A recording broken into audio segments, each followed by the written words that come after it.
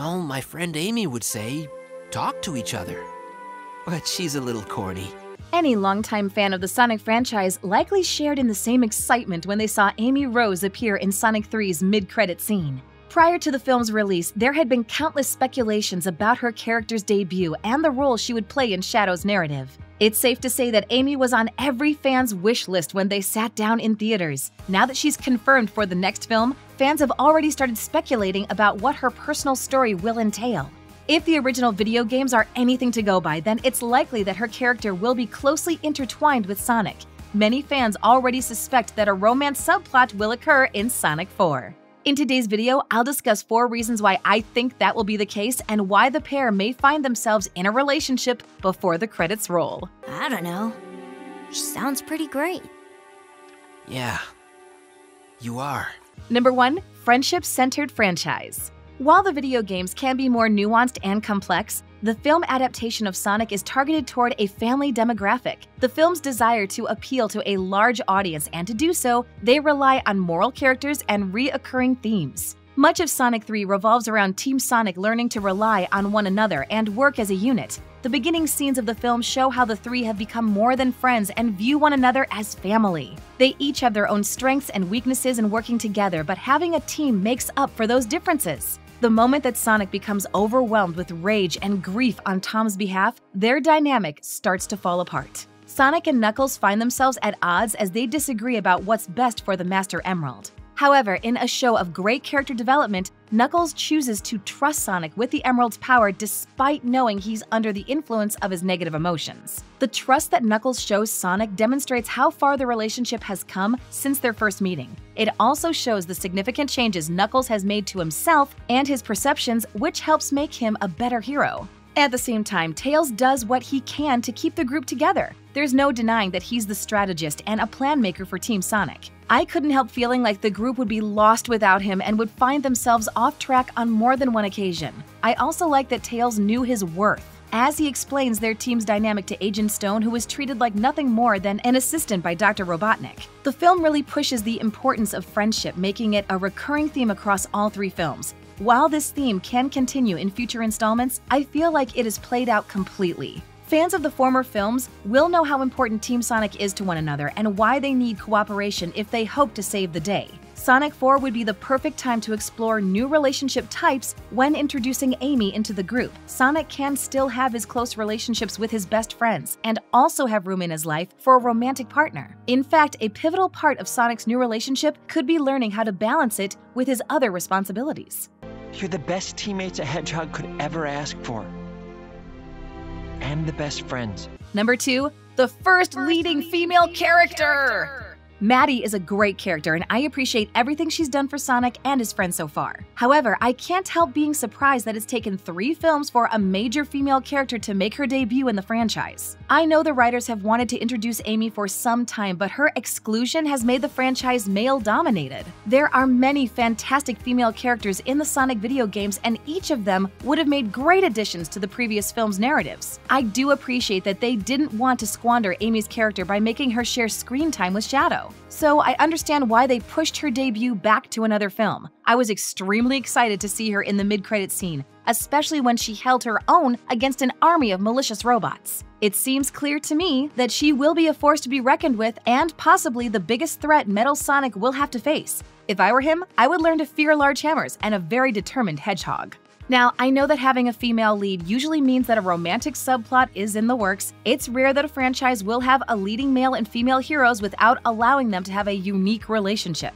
In the case of Sonic and Amy, their relationship is predetermined by the source material. Amy has always acted as the female counterpart to Sonic. She's advertised as the main female in the franchise and is often viewed as such. She's also widely considered Sonic's love interest, not because the pair are often in a committed relationship, but because she already has feelings for him at the start of most media. Amy can be known as a frenzied fangirl, determined to win Sonic's heart. Unfortunately for her, Sonic is more preoccupied with saving the world on most occasions and doesn't return her feelings. Despite this, Amy is not dissuaded from her emotions and continues to follow Sonic into each adventure with renewed enthusiasm. While the films have deviated from the original games, they try to stay true to each character's personality and recognizable traits. For example, Knuckles is a duty-driven individual who can occasionally have a temper. In contrast, Tails is a down-to-earth inventor who often saves his friends with his new creations. With this in mind, I can't help anticipating that the next film will embrace canon while making Amy absolutely love-struck when it comes to Sonic. I'm sure it won't be right out of the gate, and I would prefer if their relationship developed over time,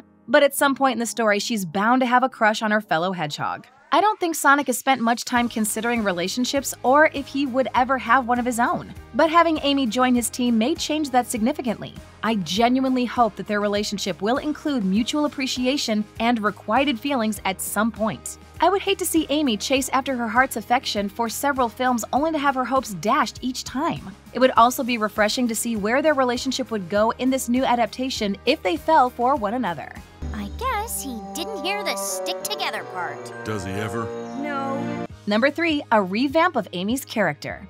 I hope with every fiber of my being that Amy will have a complete character revamp in the next film. I don't expect them to completely change her character motivations and personality, but I am hoping that they treat her like a main character that can handle her own against incoming threats. When watching Sonic 3, I felt like there was a good balance between Sonic and Shadow's narratives, which meant that neither hedgehog overshadowed the other. Personally, Shadow's story was my favorite, but I didn't mind when the film refocused on Sonic and showed how his team was faring after each narrow defeat.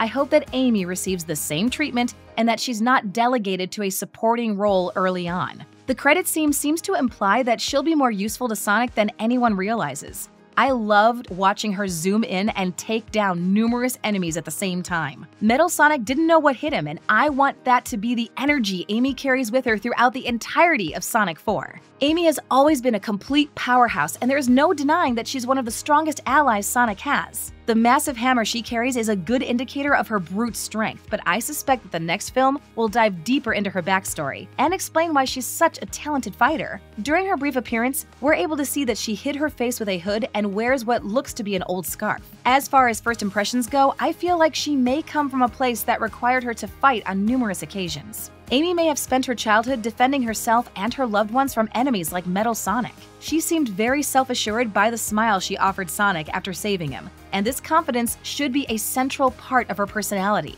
I completely suspect that she will have feelings for Sonic in the next film, and I hope he learns to return these feelings by appreciating her personality and unique skills. I'm not really sure, but betcha Dr. Eggman has something to do with it, and we're not gonna let him get away with it. Number 4, appeal to older audiences. Another reason that a romantic subplot could occur between Amy and Sonic is that a romance would make the franchise more appealing to an older audience. I have experience playing the former games and I recognize many of the characters, but I couldn't help noticing that much of the writing in Sonic 3 targeted a much younger demographic, which didn't represent the people in my theater. There were children watching, and I know the franchise is family-friendly, but the film itself had a hard time striking a balance between gritty narratives and comedic dialogue.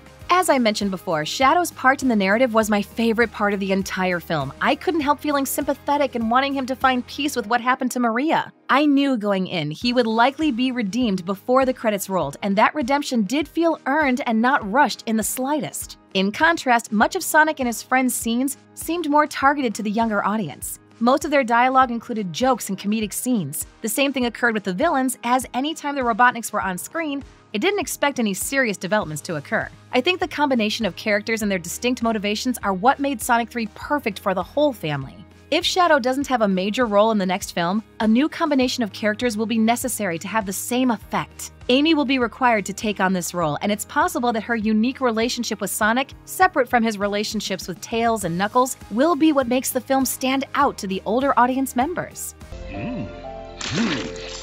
Now that's what I call teamwork. I would personally like it if Amy and Sonic's relationship developed over the course of numerous materials. That could include films, limited series, and graphic novels. I fully expect that they will end up together sometime in the future, but I think each of them would benefit from being friends first, developing feelings later, and coming to an understanding after they've had time to get to know one another. I can't say how realistic a development like that could be, especially because the future of the film franchise is unknown. They may only have one film for Sonic and Amy to admit their feelings. No matter what they choose to do with these characters, I'm sure that they'll have a sweet and caring relationship moving forward. At least I hope so. All of them. They'll never harm the jungle again. What was that now? Thanks for watching. If you enjoyed this video, hit that like button, subscribe to our channel, and turn on notifications to stay updated on our uploads. You're a fool if you think I'd give you the heart of the jungle when I'm so close. Whoa, whoa, whoa. So close to what? Where are you going?